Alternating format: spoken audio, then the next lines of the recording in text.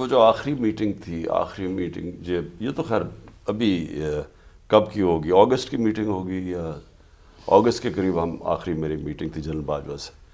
تو انہوں نے عجیب بات کی. انہوں نے کہا آپ کے لوگوں کے پروفائلیں ہیں، آپ کے لوگوں کے آڈیوز ہیں ہمارے پاس، ویڈیوز ہیں، اور مجھے کہتے کہ آپ بھی پلے بوائے تھے. میں نے کہا میں تھا، میں نے تو کبھی نہیں کہا کہ میں کوئی فرشتہ تھا، میں تو ایک گناہ گار آدمی تھا. تو اللہ کا قرآن میں وہ کہتا ہے میں جب چاہوں کسی کو سیدھے راستے پہ لے گیا ہوں، رحمان اور رحیم ہے. لیکن میں نے سوال کیا، میں نے کہا کیا ہماری ایجنسیز کا یہ کام ہے کہ لوگوں کی بلیک میل کرنے کے لیے ان کے اوپر فائلیں بنائے جائیں تاکہ ان کو کنٹرول کر سکیں؟ تو یہ ایجنسیز اس لیے قوم پیسے خرچ کرتی ہے کہ ملک کی دفاع، یہ ملک کی دفاع ہو رہی ہے.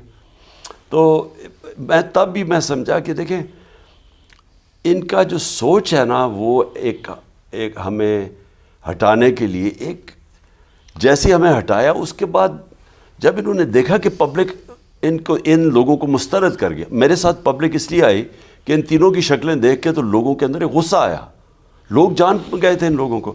تو اس وجہ سے ہماری اتنی مقبولیت ہونی شروع ہو گئی. تو جب جنرل باجوہ کو بھی یہ پتہ چلا تو ان کو ریورس کر لینی چاہیے تھی. جو مجھے حیرت ہوئی کہ انہوں نے اسی پالیسی پہ چلتے رہے، اور بجائے یہ کہ چینج کریں انہوں نے سختیاں کی، انہوں نے وہ قسم کا ظلم کیا جو اعظم سواتی سے کیا، جو شہباز گل سے کیا، جو صحافیوں سے کیا، جو ارشد شریف سے کیا.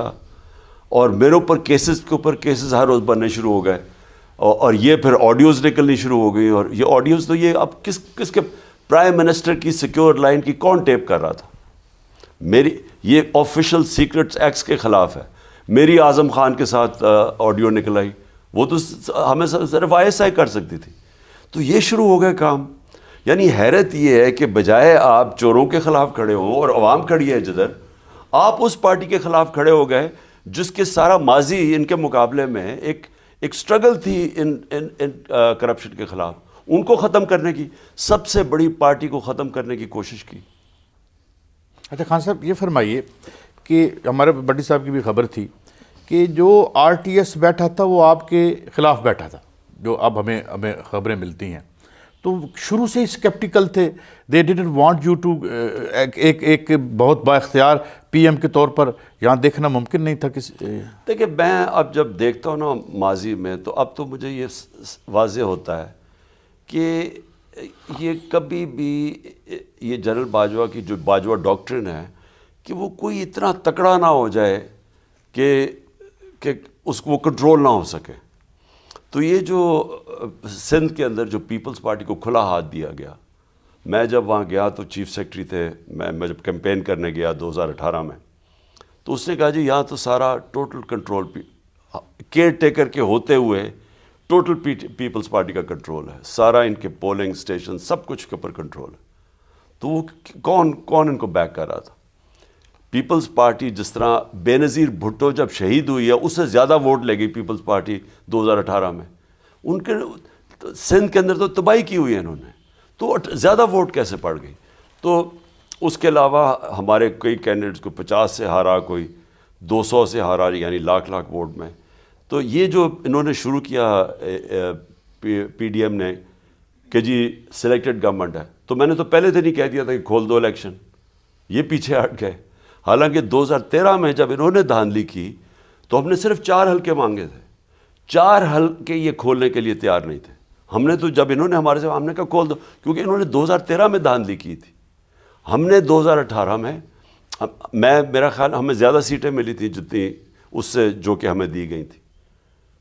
اب دیکھیں خواجہ آصف، جنرل باجوہ میرے سامنے سب کے سامنے کہتے ہیں کہ خواجہ آصف کا مجھے شام کو 8 بجے ٹیلی فون آیا کہ جی میں ہار رہا ہوں جنرل صاحب میری مدد کریں. اور میں نے کہا فکر نہ کرو تم جیت جاؤ گے، اور وہ جیت گیا. یعنی کسی دنیا میں اس طرح کی چیز سنی آپ نے؟ کہیں دنیا میں یہ کوئی آرمی چیف ایسی چیز کہہ سکتا ہے کہ اس نے مجھے ٹیلی فون کیا، میں نے کہا تم فکر نہ کرو جیت جاؤ گے؟ تو اس سے کیا مطلب؟ انہوں نے تو یہ بھی کہا کہ جو NRO، اور بڑا لیفٹ ہینڈڈ کمپلیمنٹ تھا محمد احمد خان صاحب جو ان کے دوست بھی ہیں، اور کہ وہ جی ہم نے NRO تو خان صاحب کو دیا تھا، ان کو تو دیا ہی نہیں ہم نے. Admitting this, how do you look at it? نہیں تو کیا NRO دیا؟ میں تو خود بھی یہ سمجھنا چاہتا ہوں کہ میں نے کیا کیا تھا جو کہ مجھے NRO ملے. مجھے کون سی چیز تھی جس کے اوپر مجھے کسی نے بچایا ہو؟ ہاں صاحب گزارش ہے کہ دیکھیں نا لنڈن، یہ کہتے ہیں نا، ان کے جو فلیٹس تھے لنڈن میں شریفوں کے، وہ یہاں سے چوری کر کے پیسہ بھیجا گیا باہر، اور ادھر جا کے یہ کہا گیا، انہوں نے کہا بتا نہیں سکتے تھے کہ پیسہ آیا کدھر سے، جی قطریہ نے ہمیں فلیٹ گفٹ کر دیا، یہ کہہ رہے تھے نا. تو وہ سب سے مہنگے علاقے کے لنڈن میں 4 فلیٹس ابھی تک یہ نہیں بتا سکے کہ پیسہ کدھر سے آیا.